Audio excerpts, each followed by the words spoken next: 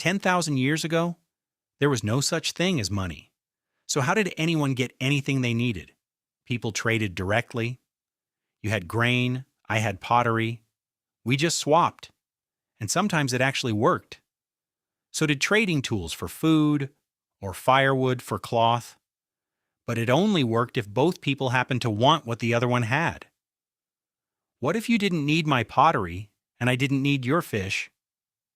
So people started walking further, village to village, hoping to find the right match. Only to arrive and find the person they needed had already traded it all away. This is called the double coincidence of wants. You need what I have and I need what you have at the exact same time. That almost never happens. So trade kept failing over and over. So temples in ancient Mesopotamia came up with a workaround, not to invent money, just to keep track of grain. They started making small clay tokens shaped like the goods they represented: a cone for grain, a sphere for oil, sealed inside a hollow clay ball as a kind of receipt. But every time someone needed to check it, they had to break it open, which got old fast. So someone tried something different. They pressed the token into the outside of the ball instead, leaving a mark. And that's the accident. The mark alone was enough. Nobody needed to open it anymore. The symbol had become the value. Nobody set out to invent money.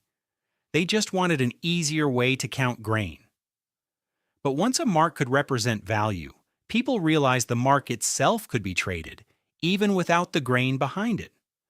That idea spread from temple to temple, city to city.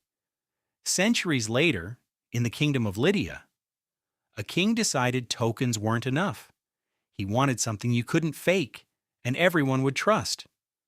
So metalworkers started melting down electrum, a natural mix of gold and silver. Each piece was carefully weighed so every coin held the exact same value. Then they carved a symbol into a hard metal stamp, a mark of the king's authority, and struck it into every coin they made. The first true coins. No more guessing what something was worth. Merchants across the kingdom started using them instantly. So next time you tap a card or glance at a price tag, remember, it started with a warehouse worker trying not to lose count of grain. Sometimes the biggest ideas in history don't start as ideas at all and just someone trying not to lose track of something.